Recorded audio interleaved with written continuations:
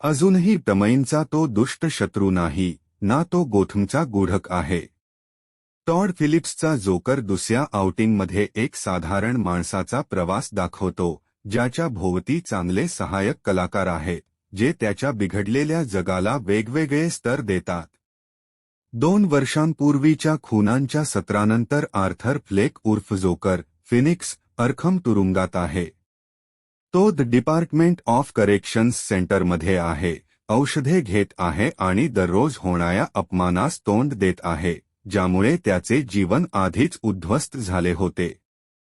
या एकसुरी जेल जीवनातून त्याला हलवून टाकणारी गोष्ट म्हणजे लेडी गागा.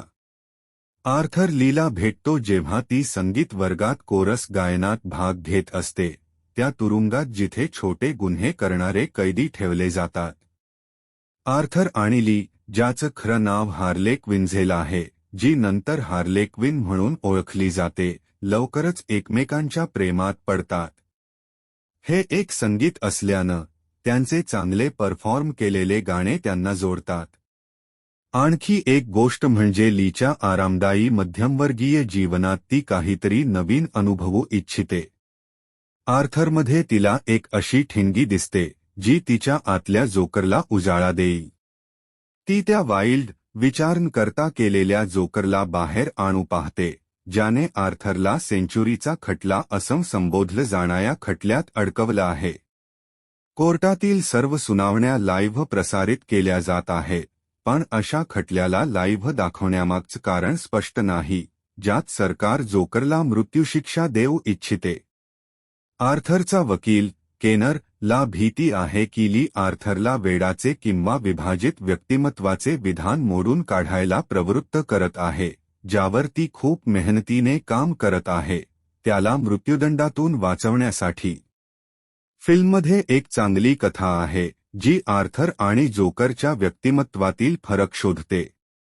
किती गोष्टी ख्या आहेत आणि किती त्याच्या स्वतःच्या कल्पनेतून तयार केलेल्या आहेत. कथानकाच्या दृष्टीने फिलिप्सचा हा प्रयत्न अधिक स्थिर, परिपक्व आहे आणि हिरो तयार करण्याच्या घाईत नाही.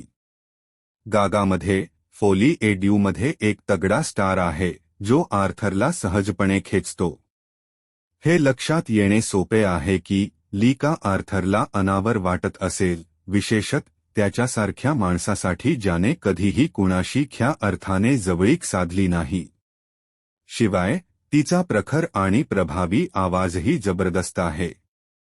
फिनिक्स पुन्हा त्याचप्रमाणे वेडसर व्यक्तिरेखा साकारत आहे आणि तो असे रोल कसे साकारायचे हे जाणतो. परंतु जोकरमध्ये जर काही मांडण्यासारखी सजीवता शिल्लक असेल, तर ती गागामुळे आहे. आपण एकत्र एक पर्वत उभारू, ली आर्थरला सांगते.